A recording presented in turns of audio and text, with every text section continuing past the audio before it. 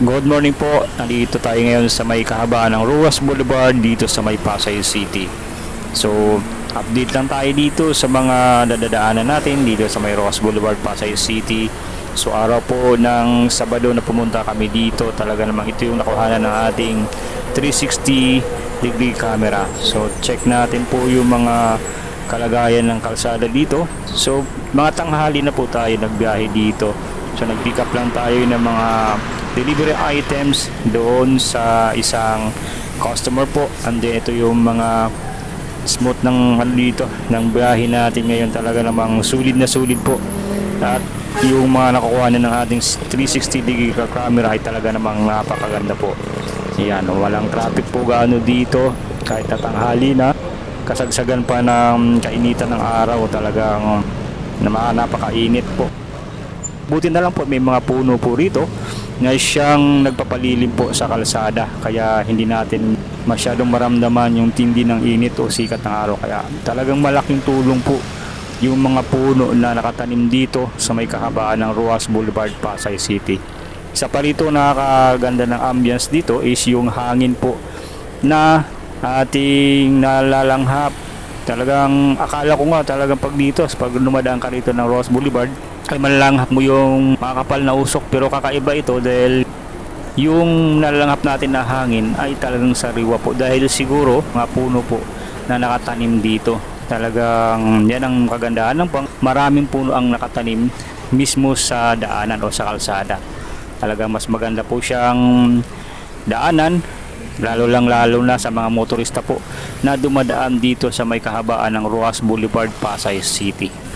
At yun, nandito tayo ngayon, nakakarating na tayo dito sa may mismong SM Mall of Asia.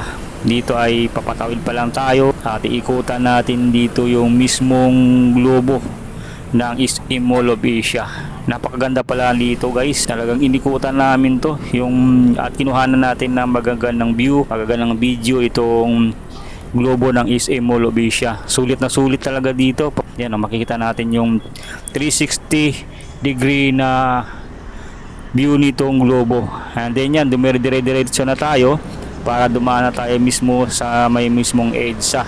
Tatakin natin yung kahabaan mismo nitong EDSA, magmula dito sa may Pasay hanggang doon sa may Makati. Makita natin na talagang yan, smooth na smooth kahit matanghali yan. Wala pong gaanong traffic dahil po ito ay talaga siguro dahil tanghali walang gaanong dumadaan o mga sasakyan pagdating ng tanghali dito sa kahabaan ng EDSA. Is yung makikita natin dito sa pamamagitan nitong ating 360 degree camera, makita natin lahat ng mga anggulo dito na ating nadadaanan. Kaya mas maganda talaga ito pang vlogging yung nabili nating 360 degree camera po. Ito ay Insta360 degree camera, talagang sulit nyo mabibili at pwede nyo pong gamitin sa mga rides po natin, mga long rides o kahit mga short ride. Pwede pong pang reels, pang TikTok o kaya pang long form video yung mga makukuhanan nitong ating 360 degree camera. Yan, kahit dito tayo sa kahabaan ng EDSA, sulit yung mga natin dito, mga nakikita natin dito, mga rides at yung mga nakukuha ang anggulo po. Talagang walang mintis, makukuhanan natin talaga, kasi dito pwede natin i-rotate po yung camera nito. Pwede nating sa pag-edit po, pwede nating iset po siya, pwedeng lahat ng anggulo na pwede nating kuhanan, kukuhanan natin po. So sa pamagitan lang po ng keyframe, ma-adjust na natin. Nandito tayo ngayon sa may tunnel po. Dito guys, medyo medyo may kadiliman lang po yung kuha natin dito, kasi yung tunnel talagang wala pong ganong ilaw, medyo nakadistansya po yung mga ilaw dito, kaya medyo madilim po sa bandang gitna. Dito kasi tayo sa may medyo gilid-gilid, nagpagilid lang kami dito para makakuha tayo ng magandang anggulo Kaso medyo nagilid tayo dito, medyo nasulok kasi marami pong dumadaan sa na mabibilis. Kaya para mabagal po tayo, dito tayo gumilid sa bandang right side.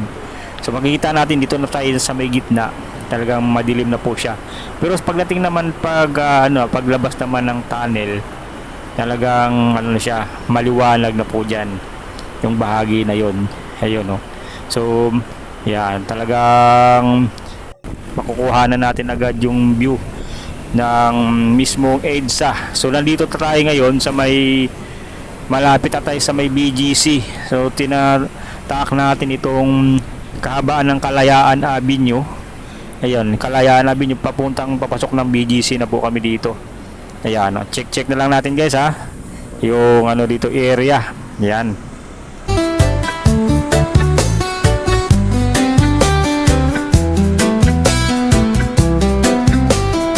Ang ating update dito sa ating motorides dito magmula sa doon sa may Pasay hanggang dito sa may BGC.